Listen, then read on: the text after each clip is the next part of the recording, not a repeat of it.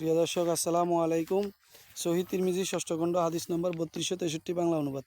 আনাস রাদিয়াল্লাহু তাআলা আনহু হইতে বর্ণিত আছে, তিনি বলেন, হুদায়বিয়া হইতে প্রত্যাবর্তনের সময় রাসূল সাল্লাল্লাহু আলাইহি ওয়াসাল্লামের উপর যখন এই আয়াত অবতীর্ণ হয়, যেন আল্লাহ তাআলা তোমার ব্যতীত ও ভবিষ্যতের ভুলসমূহ মাফ করেন।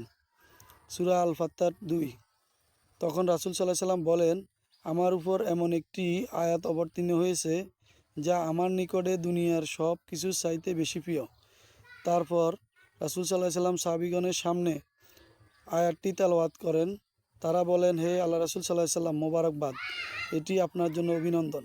আপনার সাথে কেমন আচরণ করা হইবে তা তো আল্লাহ তাআলা স্পষ্ট বলে দিয়েছেন, কিন্তু আমাদের সাথে কেমন ব্যবহার করা হবে, তখন তার উপর এই আয়াত অবতীর্ণ হয়।